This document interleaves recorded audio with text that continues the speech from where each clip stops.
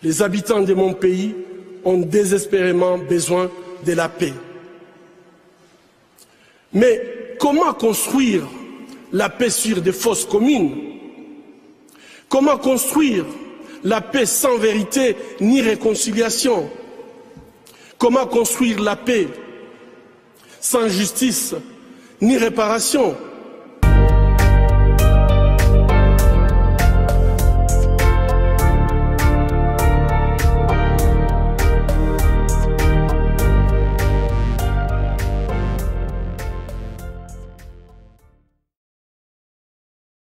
J'ai invité votre invité habituel. Je ne vais même pas inviter, c'est l'hôte, tout simplement, parce qu'il devient un habitué de Radio Rumuri.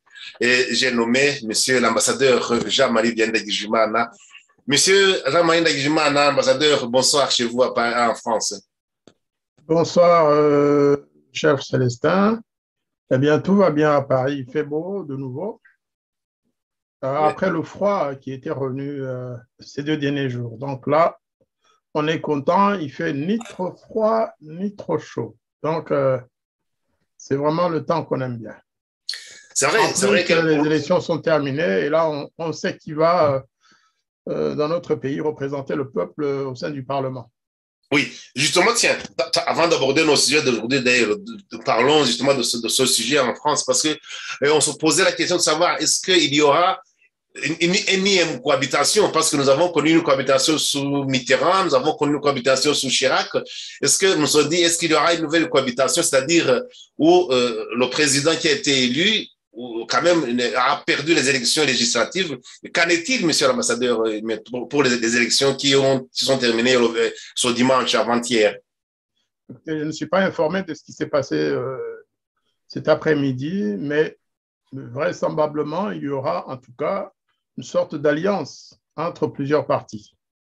Parce que les marcheurs, comme on les appelle, c'est-à-dire la Renaissance actuelle, eh bien, ils ne peuvent pas diriger seuls ce pays. Ils ne peuvent pas parce qu'ils n'ont pas gagné les élections majoritairement. D'ailleurs, si l'on y regarde de plus près, les gagnants, ce sont les abstentionnistes qui constituent 53% des électeurs inscrits. Ce qui est quand même grave. Alors, pour revenir à l'essentiel, à côté de ces 53% d'abstentionnistes, il y a 16% pour le parti du président de la République, et moins pour le NUDES de Mélenchon, et le RN, le Rassemblement national de Marine Le Pen, et 3% seulement pour les Républicains. Je veux dire 3% en prenant compte des abstentionnistes. On va me dire, mais vous transformez l'électorat en y mettant les abstentionnistes. Pour moi, c'est quand même significatif qu'il y ait 53% d'abstentionnistes dans ce pays. C'est très significatif. Oui, c'est très significatif parce que, par exemple, ici en Belgique, les élections, c'est obligatoire. C'est vraiment, on est obligé d'aller voter. Mais ce qui est étonnant aussi, c'est ce qu'on appelle les bulletins blancs. Donc, ils sont obligés d'aller voter parce que s'il n'y va pas, il sera sanctionné. Mais quand il arrive dans les urnes, il note une vote blanc. Donc, on note vraiment de plus en plus vraiment la montée de ceux qui votent blanc, des élections, des votes nuls. Ce qui, justement, ça doit signifier quelque chose pour les hommes politiques. On se rend compte vraiment que la population est soit désillusionnée, donc ne croit plus aux hommes politiques, ou alors il doit y avoir en tout cas un problème. On remarque vraiment que la population se désintéresse de plus en plus à la prise de décision, ou alors aux organes qui prennent la décision, ou alors ils n'ont plus confiance du tout à la classe politique de leur pays. Ça, c'est un autre débat qu'on voudrait. C'est un autre débat, mais qui est très important pour la suite, oui. Parce que effectivement, il y aura bien une coalition ou bien une alliance, hein. Soit avec 2 ou 3 même, hein, on verra bien. Macron, le président, c'est à lui de jouer. C'est un bon tailleur, normalement. Il sait couper là où il faut et recoudre les morceaux de tissu pour faire un ensemble cohérent. J'espère pour lui qu'il va arriver à recoller tous ces morceaux et à avoir une majorité quand même qui lui permettra de gouverner. Parce que sinon, qu'il gouvernait, même s'il gouvernait d'une façon sur laquelle on peut se poser beaucoup de questions, mais quand même un président qui ne sait pas gouverner, qui est tout le temps bloqué par son assemblée, parce qu'ici, nous devons reconnaître qu'en Occident, il y a la démocratie telle qu'ils l'ont conçue, il fonctionne, et jusque-là, la démocratie fonctionne quand même, l'air de rien, c'est-à-dire que le président ne peut pas, s'il n'a pas la majorité au niveau du Parlement, il est souvent bloqué dans ses décisions, même dans la mise en place de certaines lignes politiques qu'il a promis à la population. J'espère bien qu'il arrivera à surmonter ce problème, sinon il va vraiment ramer, comme on dit, pour ces 5 prochaines années. Voilà, donc, cela étant dit, nous allons maintenant passer à notre sujet du jour, à savoir nos 2 sujets. Nous allons commencer par le premier. Vraiment, c'est un sujet qu'on retrouve sur tous les médias au niveau mondial, parce que, rappelons en passant que la Commonwealth, c'est une organisation composée de 54 pays, avec quand même une population de 2 milliards 600 millions. C'est vraiment, c'est pas rien, c'est le tiers de l'humanité quand même. C'est le tiers de tous les habitants de son monde. Et les représentants de ces pays vont se retrouver à la fin de cette semaine au sommet. Donc, j'espère que je suis très curieux de voir les chefs d'État et de gouvernement qui vont venir à Kigali. Et nous allons voir ça, nous allons suivre ça au jour le jour. Mais j'ai remarqué que hier déjà, il y a un des présidents, je pense du Bahamas, qui est déjà arrivé à Kigali. Il y en a d'autres qui vont venir aussi, ça c'est certain. Et ça, c'est pas le sujet d'aujourd'hui. C'est surtout de voir que cache ce sommet. Qu'est-ce qui est derrière ce sommet? Quels sont les questionnements que les gens ont dans leur cœur? C'est ça qui nous intéresse pour le moment. Quel est l'intérêt? Tout à l'heure, je suivais, il n'y a même pas 1 heure, je suivais que le président Kagame vient de clôturer une entrevue avec les différents investisseurs. Et il leur a promis que s'ils investissent au Rwanda, ils vont à tout prix avoir beaucoup d'intérêt, qu'ils vont gagner de l'argent en investissant au Rwanda.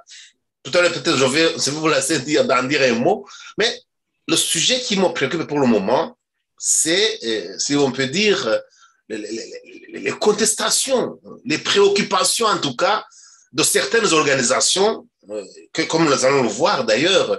Et je vais d'ailleurs vous laisser écouter le journal que je vais vous partager pour le moment. Je vous ai dit que tout à l'heure, je vous ai dit tout à l'heure que ce sujet est traité par beaucoup de journaux. Mais ici, j'ai choisi de vous partager l'article que j'ai retrouvé dans le journal Le Figaro avec AFP, et surtout qu'il est en français. Et puis, on va essayer d'en discuter tout à l'heure. Je vais essayer de trouver mon élément et puis je vais vous le partager et nous allons en même temps écouter en même temps écouter ce journal. Je vous le mets. Donc, nous allons écouter en même temps l'article et je vais vous montrer en même temps l'article. Nous allons l'écouter et le lire en même temps. Voilà. Je vais alors vous partager l'article. Excusez-moi, une petite minute pour que je puisse vous partager ça. Voilà, il est là. Je vous ai dit que quand on est en même temps à l'antenne et qu'on doit aussi assurer l'aspect technique, voilà. Nous avons le journal ici, nous avons l'article ici, et je vais vous laisser lire, je vais aussi écouter la lecture de ce journal, de cet article.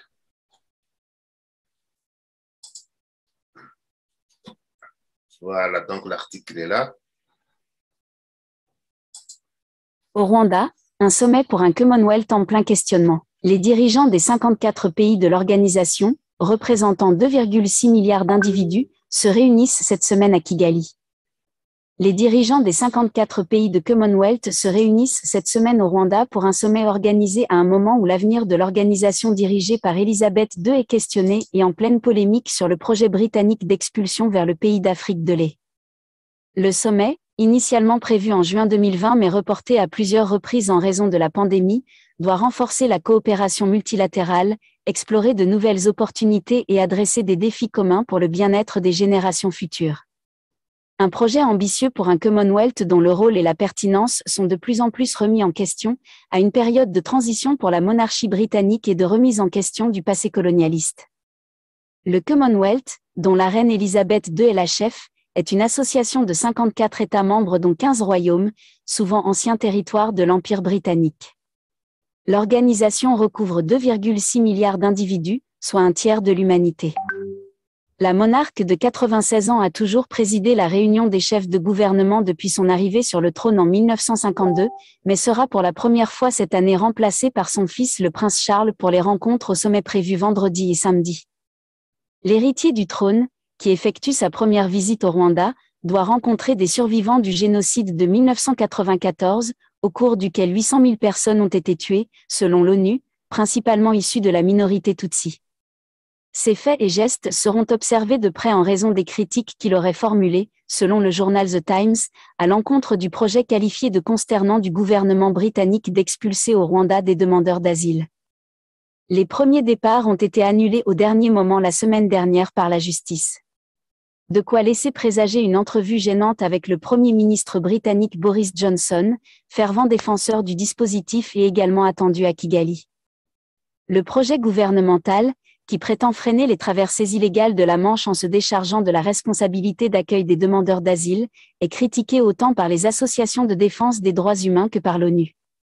Les États membres du Commonwealth doivent saisir l'opportunité présentée à Kigali pour dénoncer cet accord inhumain et faire pression sur le Royaume-Uni et le Rwanda pour mettre fin au dispositif, a insisté De Prose Mushna, directeur d'Amnesty International pour l'Afrique de l'Est et du Sud. Climat de peur. À Kigali, les écoles de la capitale rwandaise sont fermées et de nombreuses routes bloquées tandis qu'un important dispositif de sécurité a été mis en place. Des drapeaux des pays du Commonwealth flottent à l'aéroport et le gouvernement local a multiplié les vidéos de communication à l'international pour redorer son image. Le choix du Rwanda pour accueillir le sommet est controversé. Le pays dirigé par Paul Kagame depuis la fin du génocide de 1994 est régulièrement accusé par des ONG de réprimer la liberté d'expression, les critiques et l'opposition politique. Le Rwanda ne respecte pas les valeurs du Commonwealth, de la démocratie, de l'état de droit, les droits humains, la liberté d'expression, a énuméré auprès de l'AFP Victoire Ingabire, la leader de l'opposition au Rwanda. Il y règne un climat de peur, loin de l'image que cherche à donner le pays, ont estimé une vingtaine d'organisations de la société civile début juin, dénonçant la multiplication des disparitions forcées, des détentions arbitraires, de la torture et des exécutions extrajudiciaires. Le silence du Commonwealth sur les droits humains au Rwanda risque de saper le mandat de l'organisation dans ce domaine, ainsi que son intégrité et sa crédibilité, ont prévenu les ONG. D'autant que le sommet intervient alors que des voix s'élèvent au sein du Commonwealth pour abandonner la monarchie, suivant l'exemple de la Barbade devenue une république en novembre. En mars, le prince William, petit-fils de la reine, a effectué une tournée chahutée dans les Caraïbes, critiquée pour ses relents colonialistes. Des reproches qu'a aussi essuyé le prince Charles lors d'une visite au Canada quelques semaines plus tard. La nouvelle génération veut remettre en question l'histoire de l'Empire britannique, ce qui est une bonne chose, a estimé récemment Meghnad Dessay, économiste britannique et ancien homme politique travailliste. Voilà, donc j'ai proposé que nous suivions en même temps la lecture, donc l'audition de la lecture, donc l'audio de la lecture. En même temps, je vous ai proposé le journal lui-même, l'article lui-même à lui-même.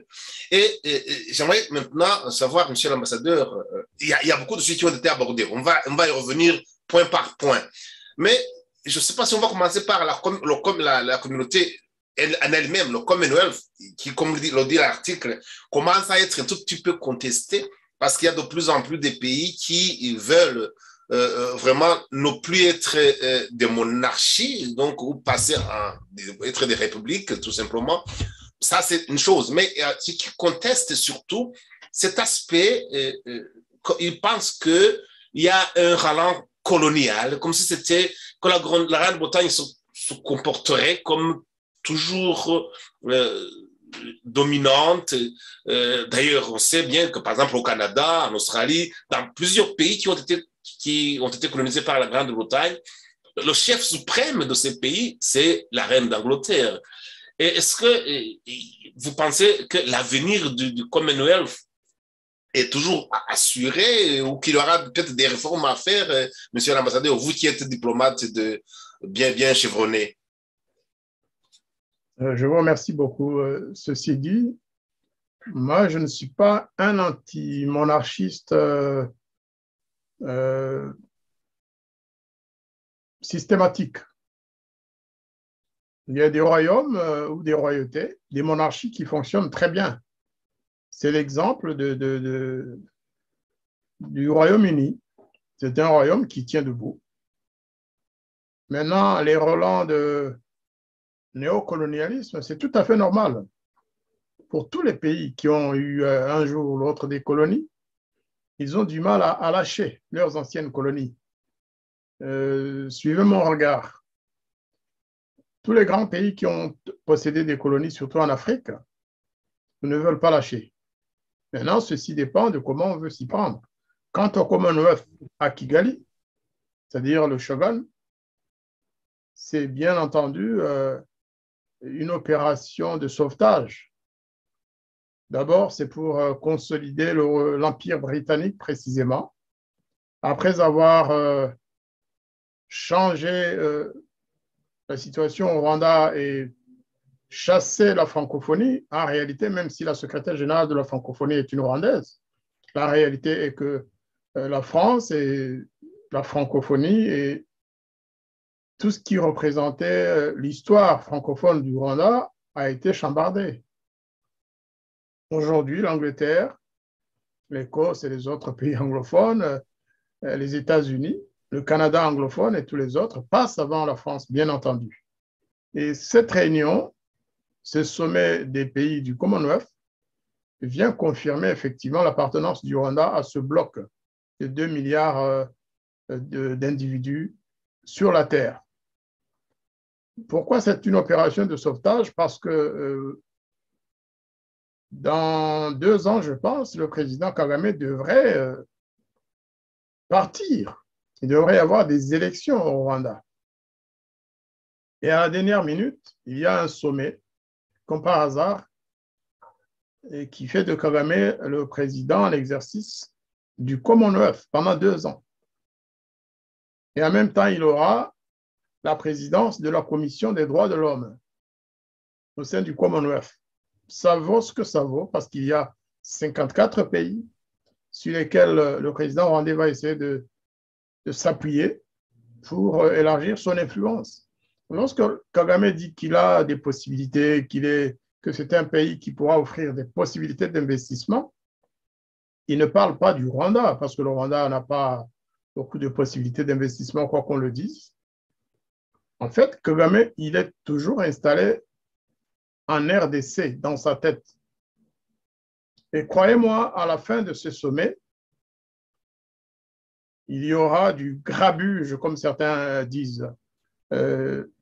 Personnellement, je prévois qu'il y ait un changement radical dans la géopolitique de notre région.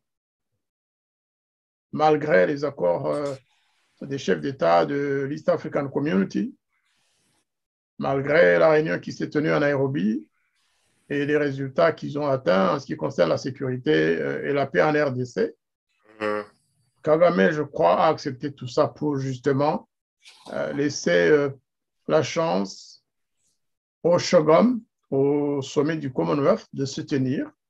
Il en sortira grandi et puissant à la tête d'une organisation de 54 pays, puissants, parmi les plus riches au monde. Et j'ai peur qu'il ne recule par rapport à ce qu'il a signé à Nairobi. Nous verrons. Et moi, c'est mon analyse. D'autant que... On va y revenir justement parce que ça... On va y revenir. Il y a des choses qui m'ont étonné dans l'accord de Nairobi. Pour l'instant, restons au Commonwealth.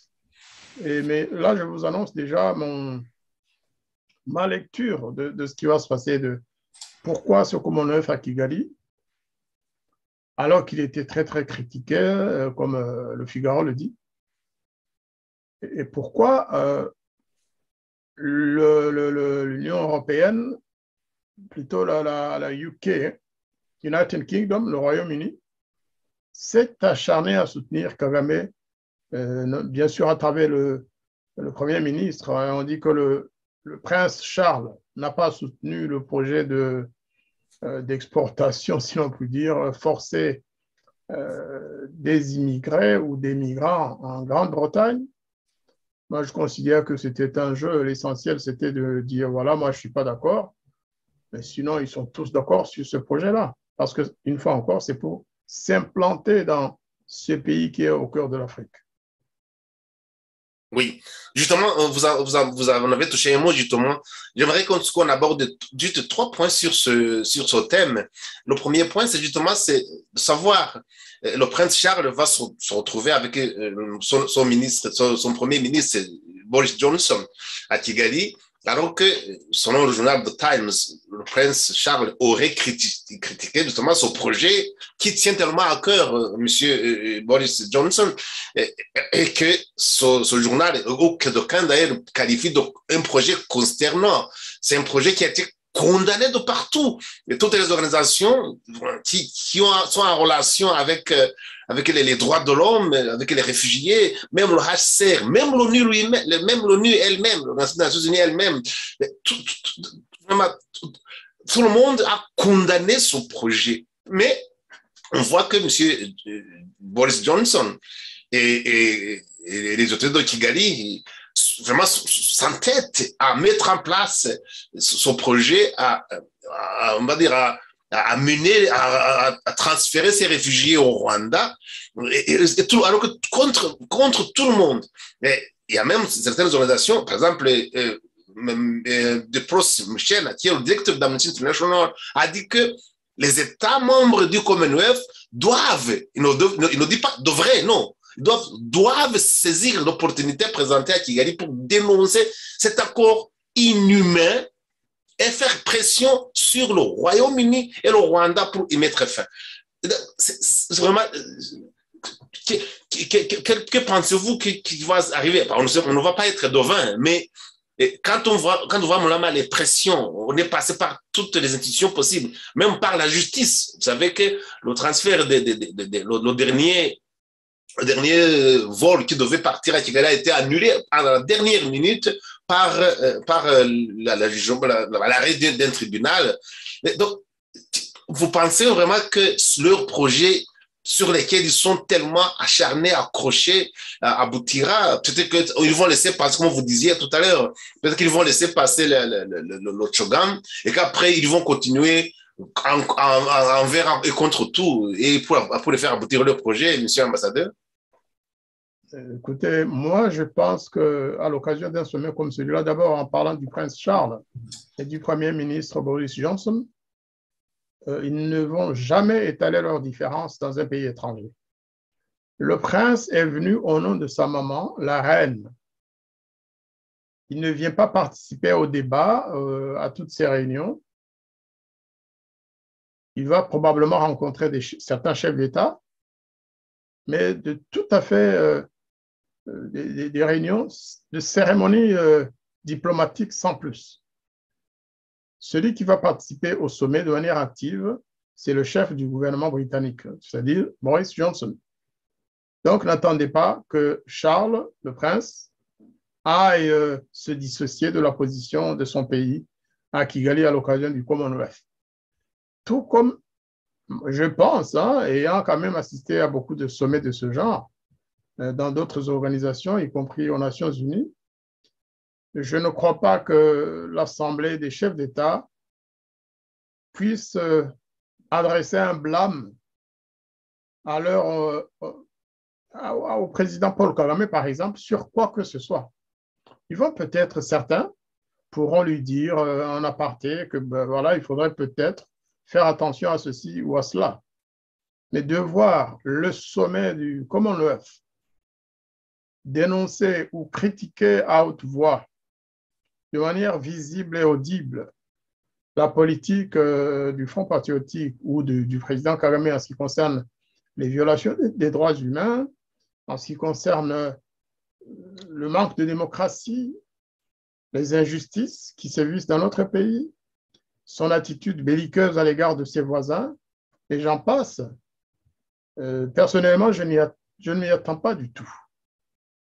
Ce serait inhabituel, en tout cas, que dans un sommet comme celui-là, on puisse, dans le pays d'accueil qui est concerné par toutes ces critiques, qu'on puisse le dire ouvertement. Vous avez vu, une fois encore, je reviens à Nairobi.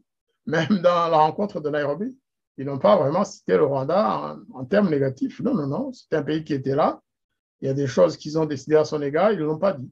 C'est ça la diplomatie, malheureusement, multilatérale. Souvent, c'est comme ça. Et attendons peut-être d'autres décisions. Mais je pense que la Grande-Bretagne est en train de s'implanter durablement dans cette région. C'est surtout ça le signe que l'on peut voir. La France qui espère récupérer ou reprendre cette région d'Afrique peut, je pense, réduire ses ambitions. Il n'y arrivera pas de sitôt. Le Commonwealth est là. Oui, le Commonwealth est là justement, mais on a vu que justement, vous venez de dire que peut-être qu'il y aurait d'autres décisions qui seront prises à d'autres niveaux, mais pas à son niveau-ci, parce que, comme vous venez de l'expliquer si bien d'ailleurs, et là, je dois être d'accord avec vous, parce que moi, je n'y connais rien du tout. C'est ce que vous avez participé à certains sommets, justement, d'une aussi grande ampleur. Donc, ici, mais nous constatons par contre qu'il y a d'autres contacts qui se font, d'autres voix qui s'élèvent, notamment certains députés qui vont jusqu'à aller rendre visite à un opposant, vraiment un opposant renommé, notamment, nous avons vu les députés britanniques qui sont allés rendre visite à Madame Victoire Ingabire. Nous avons vu les députés danois qui sont allés rendre visite à Madame Victoire Ingabire. Et comme moi, je lui ai donné une interview aussi à la radio Rumuri, il m'a expliqué de quoi ils ont parlé. Elle leur a expliqué que le Rwanda ne respecte pas les valeurs du Commonwealth, que le Rwanda n'applique pas la démocratie, que l'état de droit n'existe pas au Rwanda, que les droits humains sont bafoués, que la liberté d'expression est d'autant plus vraiment est piétinée carrément. Et Madame Victoire Ingabire vraiment leur a expliqué la situation réelle du Rwanda. Et on a même souvent ce journal, Le Figaro d'ailleurs, on parle d'un climat de peur. Ce climat, nous, en tant que médias, en tant que Radio Rumuri, nous le savons, nous étions au courant qu'il y a ce climat de peur, et notamment les signes qui montrent vraiment qu'au Rwanda, il y a une certaine fébrilité, et que, je vais dire plutôt une certaine frilosité, on a fermé les écoles. Les routes sont bloquées, certaines routes sont bloquées. On a eu vraiment d'importants dispositifs de sécurité, pour dire ça, pour ne pas dire des militaires carrément, des policiers qui contrôlent tous les coins et les recoins du pays d'ailleurs, parce que ce n'est pas qu'à Kigali. Moi, j'ai des informations qui me montrent on remarque maintenant la recrudescence de la présence des militaires dans tous les pays, dans tout le pays, dans tous les villages, il y a des militaires qui sont vraiment en uniforme. C'est comme si tout le Rwanda était en guerre, en fait. Mais pour le moment, ce climat de peur qu'a décrit ce journal, et aussi cet aspect de violation des droits de l'homme, est-ce que tout ça, vous pensez que ça sera abordé lors de ce sommet, où il y aura toujours de ces contacts en dehors du sommet, monsieur l'ambassadeur?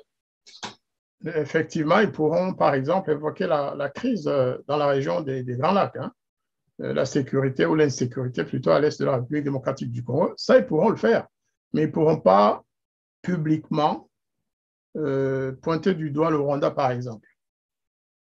En revanche, dans les réunions bilatérales, en aparté, parce qu'il y en a beaucoup à ces occasions-là, ils vont dire au président Kagame qu'ils savent quand même ce qui se passe.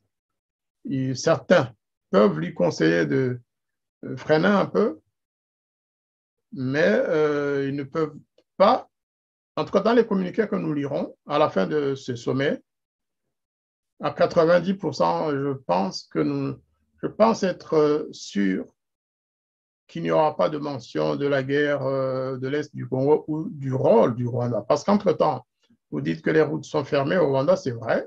Les écoles sont fermées, les prisons sont fermées, personne ne peut visiter les détenus politiques ou autres. On invente des accidents ou des attaques du FLN dans la forêt de Nyungwe. En même temps, on sort un communiqué à 13 heures pour dire qu'à 14 heures, c'est-à-dire 1 heure plus tard, il y a eu un attentat dans la forêt. Tout ça pour créer un climat d'insécurité ou de peur dans le pays.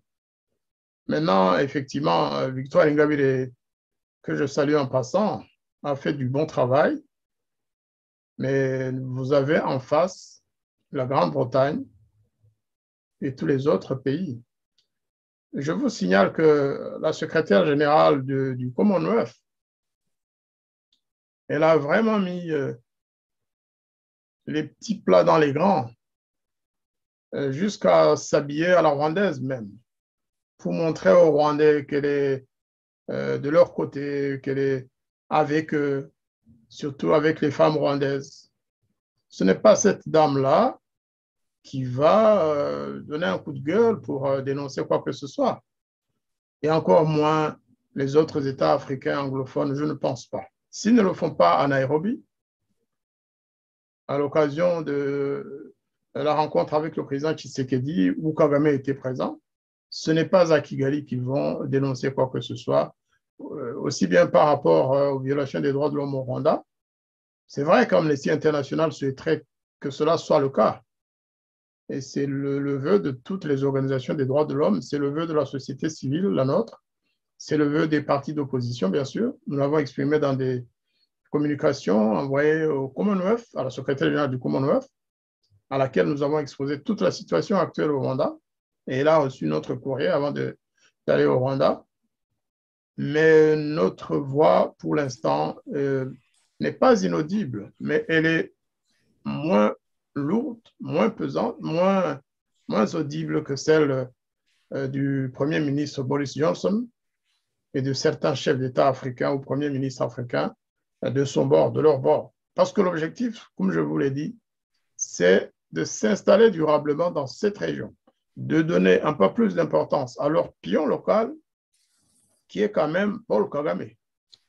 Donc, vous n'allez pas affaiblir le pion que vous voulez promouvoir. Au contraire, c'est le moment de l'aider à reprendre des couleurs, des forces, de lui donner beaucoup d'aide pour qu'il survive à son propre régime ou pour que son régime se poursuive. C'est ça, à mon avis. Ne soyons pas trop pessimistes, mais restons aussi mesurés et réalistes. Oui, mais tout à l'heure, vous aviez parlé parce que suivant la constitution rwandaise, dans 2 ans, il devrait y avoir des élections présidentielles au Rwanda. Je dis bien, il devrait, parce qu'on ne sait jamais. Avec le FPR, on est toujours surpris à la dernière minute. Ils peuvent peut-être nous concocter un nouveau plan auquel on ne s'entend pas. Mais après 28 ans de règne, quand même, monsieur l'ambassadeur, je pense que vous serez d'accord avec moi que, quoi qu'il arrive, le pouvoir use. C'est-à-dire que plus on dure longtemps, plus on passe longtemps au pouvoir, plus on accumule les erreurs, on accumule les fautes, on accumule les crimes carrément. Parce que si on ne parle plus d'erreurs, dans ce qui concerne le FPR Kagame, on ne parle pas d'erreurs ou de fautes, c'est de crimes quand même, et qui sont connus de tout le monde. Est-ce que, malgré que vous croyez que l'Angleterre va continuer à soutenir son pion pour maintenir sa mainmise sur la région des Grands Lacs, surtout le Congo, est-ce que vous pensez vraiment qu'avec l'usure du pouvoir et toute cette accumulation des crimes qui sont de plus en plus connus, quand je parle de crimes, quand des gens qui ont été tués, mardi passé, nous parlions du génocide contre les Hutus au Rwanda et en RDC. Et aujourd'hui, nous avons vu qu'il y a beaucoup des exactions qui sont soulevées quand même, qui sont montrées du doigt et par les grandes organisations internationales reconnues qui luttent pour les droits humains. Vous pensez vraiment que cette situation va perdurer éternellement, enfin pas éternellement, non, mais va perdurer encore longtemps, monsieur l'ambassadeur? Moi, ce qui me fait peur, c'est la réaction de Kagame en pareille circonstance. Rappelez-vous, quand il était président en exercice de l'Union africaine, hein, on se disait où il va se calmer, le temps de terminer son mandat, il ne va pas commettre beaucoup de, utilisons le terme crime, puisque c'est celui-là que nous privilégions, il ne va pas violer les droits de l'homme le temps d'un mandat à la tête de l'Union africaine. Mais ça n'a pas été le cas. Au contraire, les violations des droits de l'homme ont explosé. Les problèmes avec ses voisins se sont accrus et Kagame est resté le même. Maintenant, peut-être avec le poids du Commonwealth sur ses épaules, va-t-il réfléchir à 2 reprises avant de se comporter comme le Kagame que nous connaissons, c'est-à-dire avant de continuer à violer impunément les principes du Commonwealth. Maintenant, ceci appartient à qui? À nous, les Rwandais, aux voisins de la région et aussi à certains pays qui peuvent courageusement dénoncer ce que Kagame fait, des autres Africains, la politique de trafic des êtres humains. Rappelez-vous, nous disons que Kagame est devenu le typo-typo du XXIe siècle. Il est vraiment devenu le typo-typo. Il a pris la place de typo-typo qui vendait les intérêts africains, les populations, plutôt les esclaves même, les esclaves africains, pour les transférer dans les pays du Nord et de l'Ouest. Donc, Kagame, s'il arrêtait pendant les 2 ans qui viennent, ce serait la fin de son régime plutôt. Donc, il y aura, je pense, une recrudescence. Il va mettre en place un régime dur, plus dur que d'habitude, hein, pour se préserver, pour qu'au moment des élections, il n'y ait aucune voix discordante. Je ne vois pas quelle mesure le Commonwealth peut prendre contre Kagame, alors que justement, il s'impose comme le défenseur de cette communauté, de cette organisation, le défenseur de l'Empire britannique dans cette région. Est-ce que les pays anglophones ne vont pas soutenir Kagame dans ses menées contre la République démocratique du Congo? Justement, au motif que s'il occupait l'Est du Congo, cet empire aurait accès aux richesses du Congo.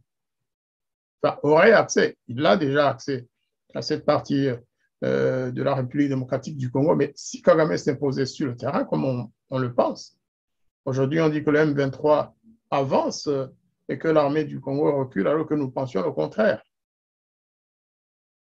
Je crois que l'Empire britannique, qui est représenté par le Commonwealth, risque de jouer un rôle négatif dans notre région. Moi, c'est la peur que j'ai. Ils ne vont pas jouer au sentiment, ils poursuivent des intérêts qui nous dépassent.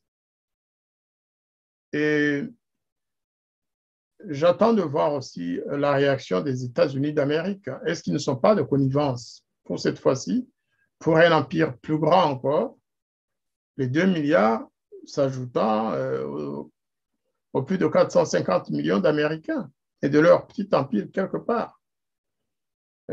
Surtout en ce moment où la guerre froide est revenue, en ce moment où la guerre froide fait rage en Afrique, où les États-Unis ont mis en garde les pays africains, en disant que ceux on peut même dire qu'elle n'est plus froide pour le moment. Elle est bien chaude. Alors vraiment, on est en pleine guerre en Ukraine. On est en pleine guerre. On est en pleine guerre.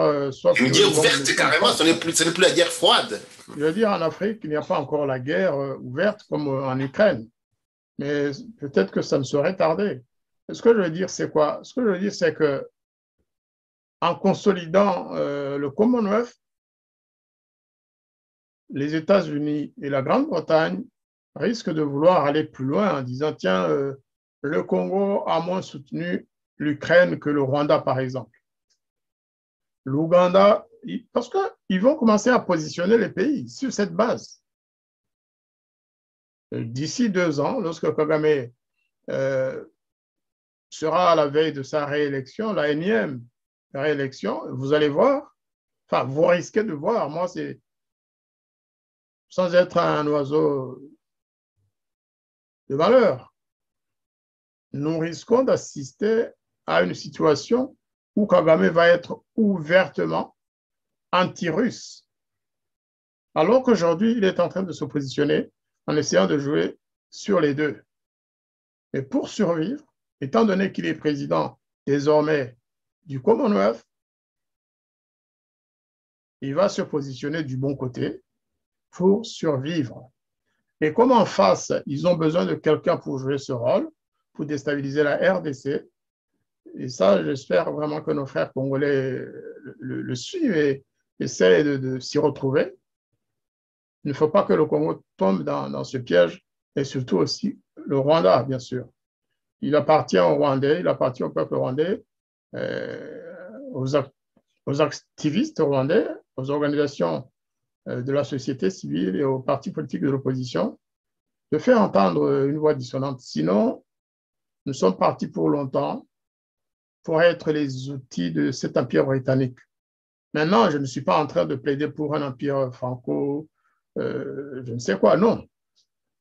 Nous voulons que nos pays s'autodéterminent, que les étrangers ne viennent pas provoquer ou créer des guerres exprès pour provoquer la brouille entre nos différents pays et, afin de se servir. En ce qui concerne en tout cas la région des Grands Lacs, c'est ça la logique. Donc je suis plutôt pessimiste aujourd'hui. Ça va peut-être nous amener à avoir plus de combativité. Il faut être réaliste et ne pas se berner dans des élans où on pense que les pays démocratiques, entre guillemets, vont aider le Rwanda ou les Rwandais à aller vers la démocratie. Non, non, ce n'est pas ce qui les intéresse. Leurs intérêts, ce n'est pas la démocratie au Rwanda, c'est un Rwanda qui leur permet d'accéder aux ressources de la RDC. C'est mon point de vue aujourd'hui à la veille de ce sommet du Shogun.